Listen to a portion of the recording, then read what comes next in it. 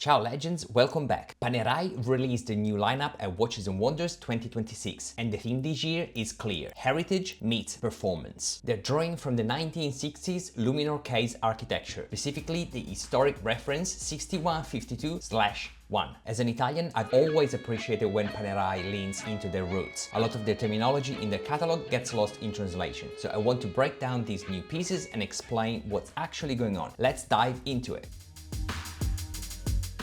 Starting with the 44mm steel models, the PAM01731 is the core piece of the collection. Polished steel and a tobacco brown sandwich dial. I do like how Panerai does these warm brown tones. Inside is the hand-wound P6000 with a 3-day power reserve. If you want that ultimate vintage character in a more wearable contemporary size, this is the one.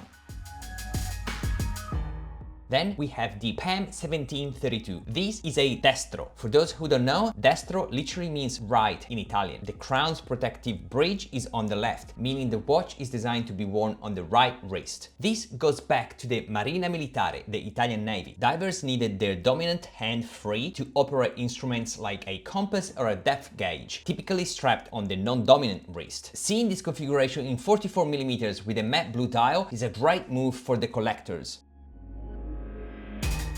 Now for the power reserves. First, the PAM01733, the 8 giorni. Giorni is simply Italian for days, so an 8-day power reserve. Back in the 50s, Panerai used movements with longer autonomy because the less you want the watch, the less you disturb the crown, which is critical for water resistance. This one features a brunito finish, a process where black PVD is applied to the steel and then brushed by hand to reveal grey tones. Because it's manual, every case comes out slightly different.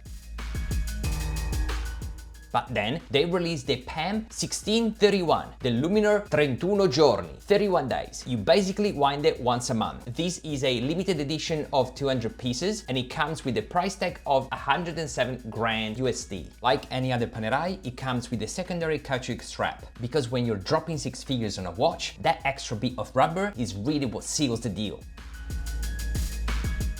For those who prefer the larger scale, we go to the 47mm. The PAM01735 is as true to the original 6152 one as it gets. It has the cushion case, the dome crystal, and a tropical dial. In the vintage world, a tropical dial is a black dial that shifted to warm brown tones over decades due to sun exposure. Panerai has recreated that aged look here with an ivory matte sandwich dial and a brown gradient. It looks like it's been sitting in a diver's locker since the 60s.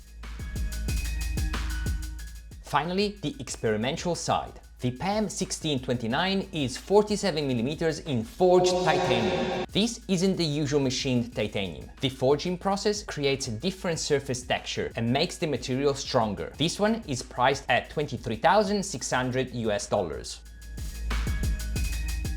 And the most extreme, the PAM1089 Submersible Navy Seals, limited to just 35 pieces. It uses Afniotech, a proprietary alloy developed with the US Navy SEALs for maximum corrosion resistance. 47mm submersible family and a price tag of 101,300 USD. So where do I land? Realistically, most of these are out of reach for my 16.5cm wrist, but I really like what they're doing with the 44mm line. From both an enthusiast and a business perspective, I think Panerai has found the right balance. Pulling from the heritage is the smartest move they can make, and pairing those classics with a few audacious pieces gives them the attention they need without risking the brand's core identity. But I want to hear from you. Would you go with the 44 or the 47? Let me know in the comments. Like and subscribe if you're new. Thanks for watching and we'll catch you in the next one. Cheers!